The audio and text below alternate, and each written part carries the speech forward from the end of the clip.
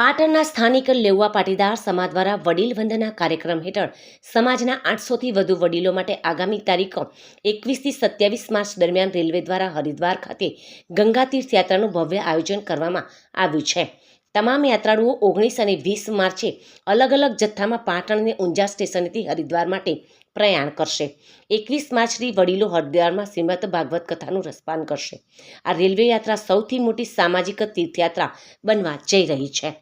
Railway યાત્રા માટે વડીલોનું વિશેષ ધ્યાન। પાટણના સમસ્ત પાટણ લેઉવા પાટીદાર સમાજે વડીલોની ખુશાલી માટે હરિદ્વાર ખાતે ગંગા તીર્થ યાત્રાનું ભવ્ય આયોજન કર્યું છે। આ યાત્રા માટે તમામ યાત્રીઓ રેલવે દ્વારા હરિદ્વાર પહોંચશે, જે માટે તમામ યાત્રીઓનું ટ્રેનમાં બુકિંગ કરી દેવાયું છે।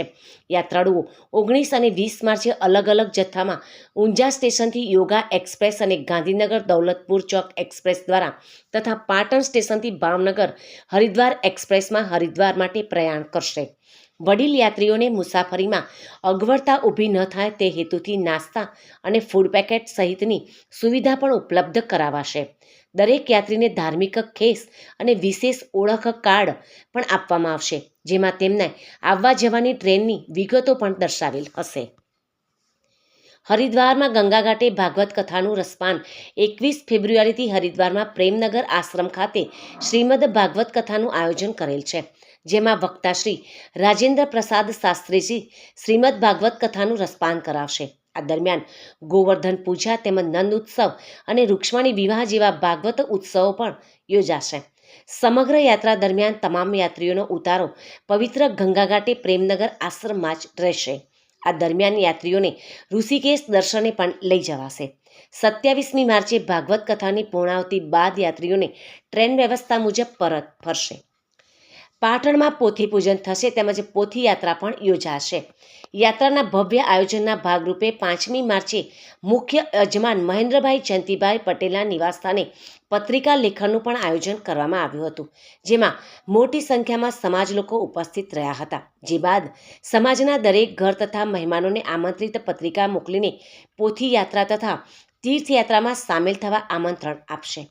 યાત્રામાં સામેલ થયેલ પોથી યજમાનના પરિવારજનો પાટણ ખાતેથી જ પોથી પૂજનનો લાભ લઈ શકે તે હેતુથી યાત્રાના 2 દિવસ અગાઉ એટલે કે 18મી માર્ચે પાટણમાં ભવ્ય પોથી પૂજન તથા પોથી યાત્રાનું પણ આયોજન કરાયું છે।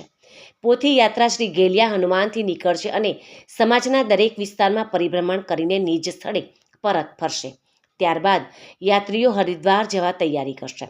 યાત્રીઓને સમગ્ર ગંગા તીર્થ યાત્રા નિઃશુલ્ક કરાવી શકાય તે હેતુથી મુખ્ય યજમાન ભાગવત ઉત્સવના મનોરથીઓ ઉપરાંત 40થી વધુ ભોજન પ્રસાદ યજમાનશ્રીઓની સેવા લેવામાં આવી છે।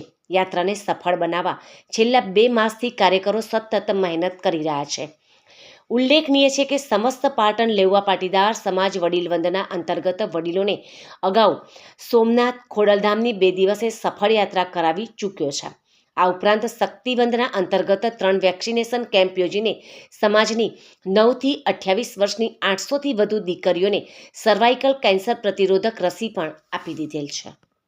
સમસ્ત પાટણ લેવા પાટીદાર સમાજ આયોજિત હરિદ્વાર ગંગા તીર્થયાત્રા 2 જે તારીખ 21થી 27 માર્ચના રોજ હરિદ્વાર પ્રેમનગર આશ્રમ મુકામે ભાગવત કથાનું આયોજન કરેલું છે, જે અંતર્ગત આજ રોજ વિધિવત રીતે પત્રિકા પૂજન કરેલ છે।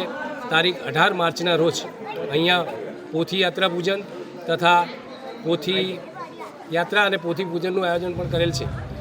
પાટણથી ઊંઝા 2 ટ્રેનોમાં સમસ્ત સમાજના 800થી વધુ યાત્રીઓને હરિદ્વાર મુકામે ભાગવત કથામાં લઈ જવાના છે। એ માટે 2 ટ્રેનો છે। ટ્રેનની અંદર ફૂડની પણ વ્યવસ્થા કરેલ છે, કાર્યકરોની વ્યવસ્થા છે અને સમસ્ત જે યાત્રીઓ છે એ એક જ જગ્યાએ પ્રેમનગર આશ્રમમાં રહેવાના છે અને સમગ્ર સમાજના દાતાઓને આ પ્રસંગે ખૂબ સહકાર મળેલો છે, જેનો ખર્ચો આશરે 80થી 90 લાખ રૂપિયા જેવો થઈ શકે છે। ત્યાં શું કાર્યક્રમ છે?